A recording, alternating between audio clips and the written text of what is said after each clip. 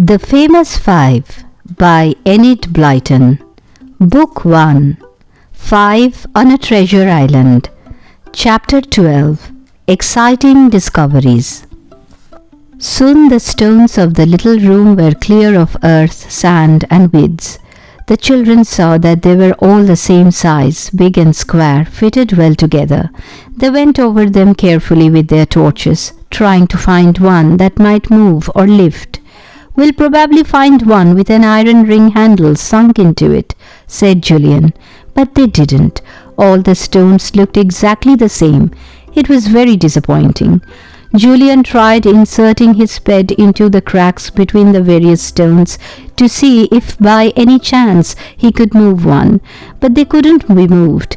It seemed as if they were all set in the solid ground. After about 3 hours' hard work, the children sat down to eat a meal.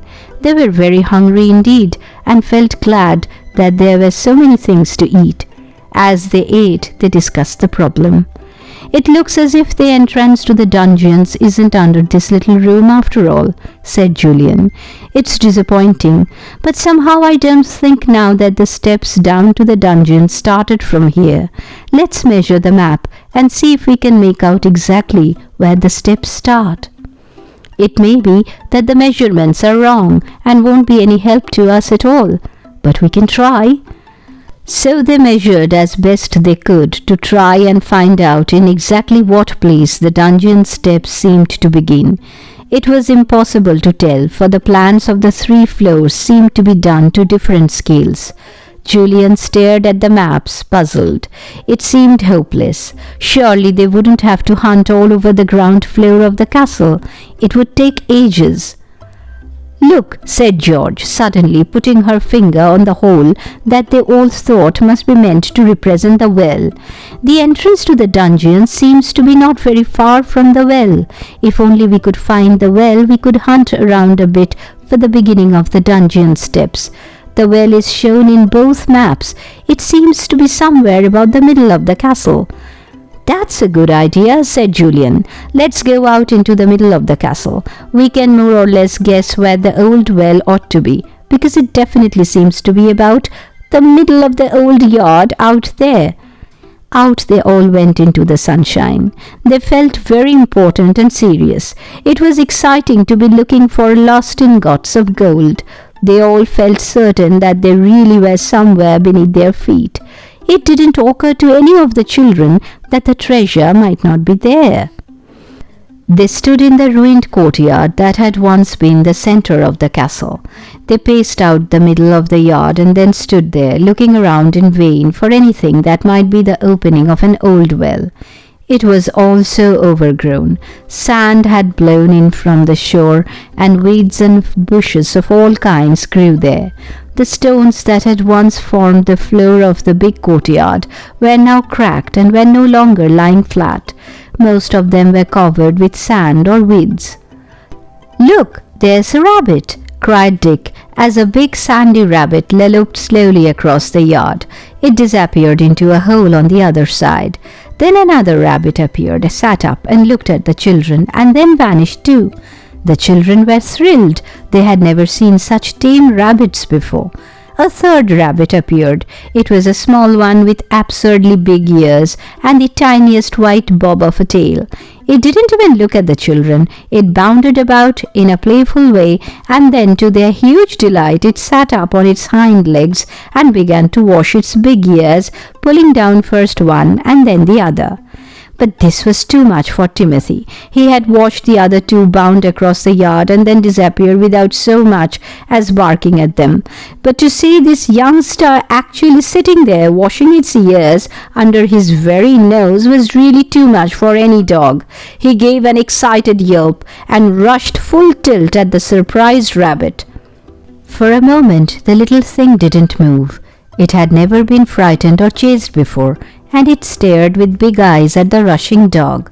Then it turned around and tore off at top speed, its white bobtail going up and down as it bounded away.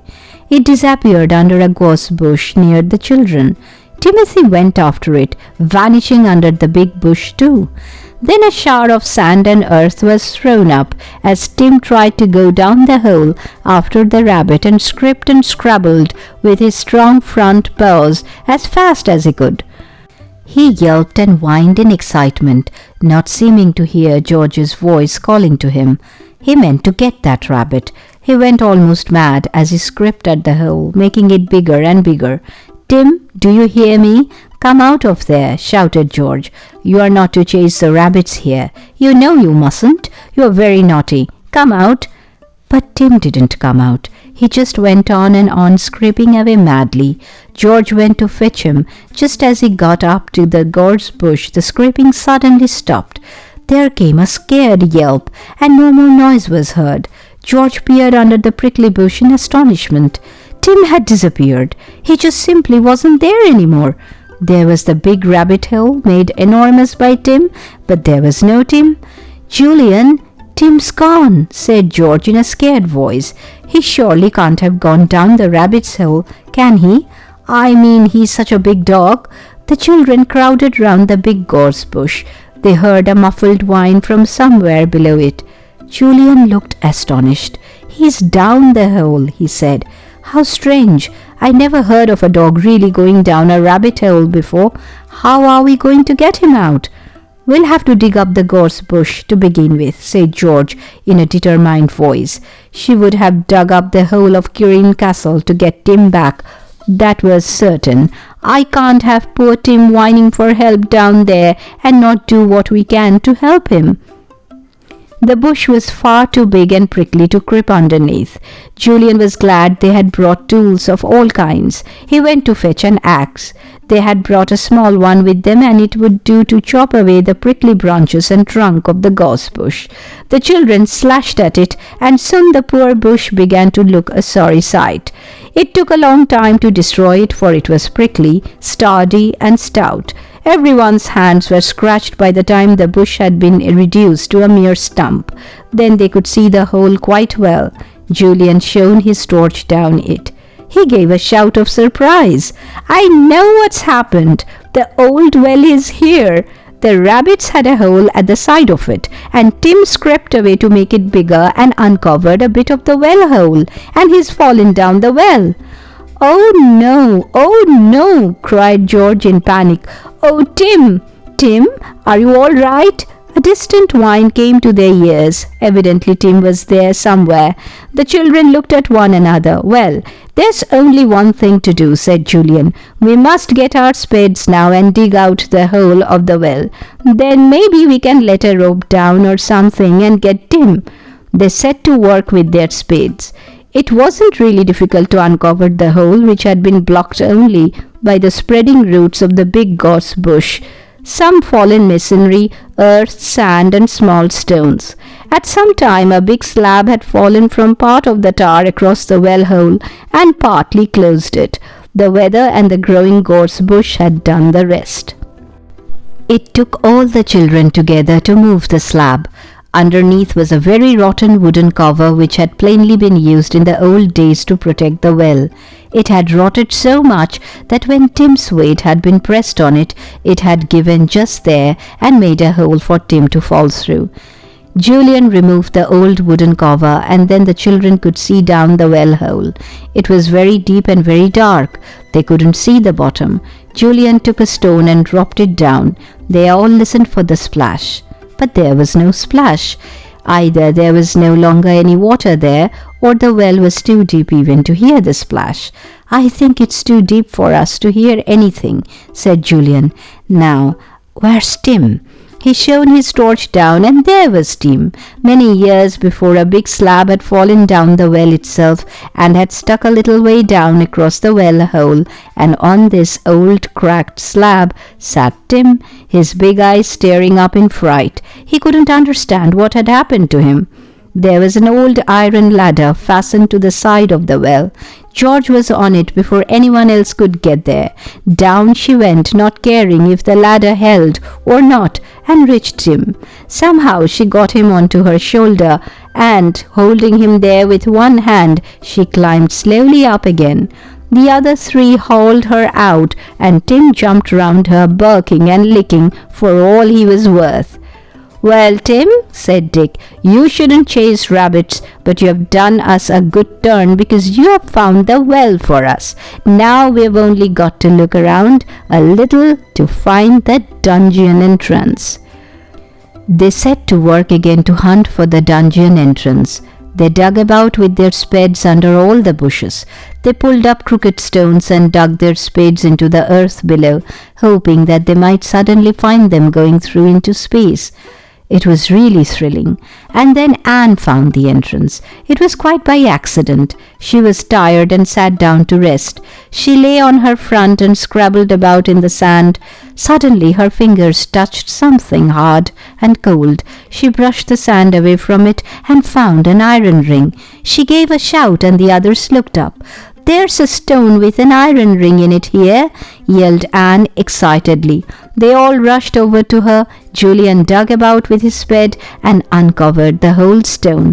Sure enough, it did have a ring in it, and rings are only set into stones that need to be moved. Surely this stone must be the one that covered the dungeon entrance.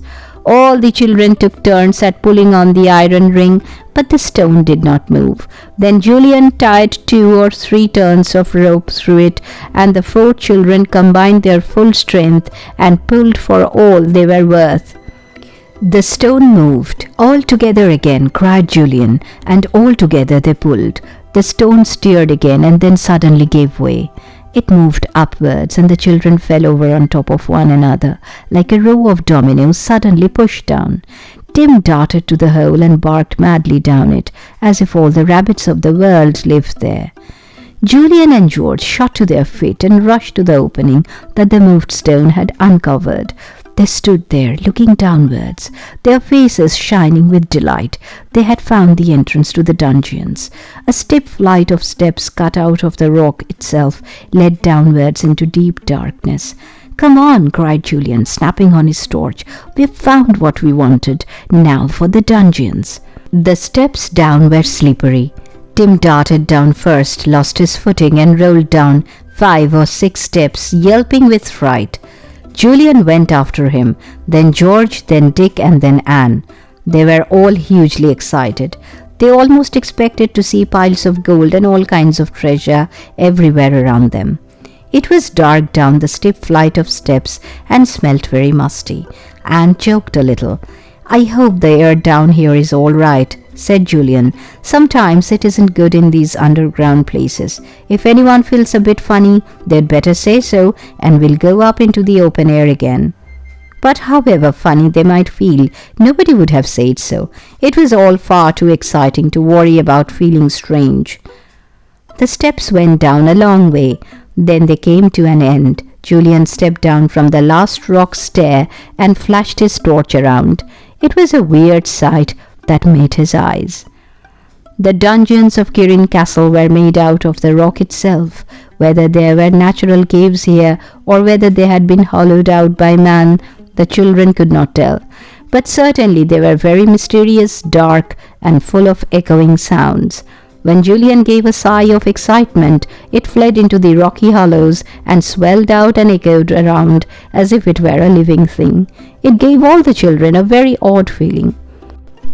"Isn't it strange?" said George in a low voice.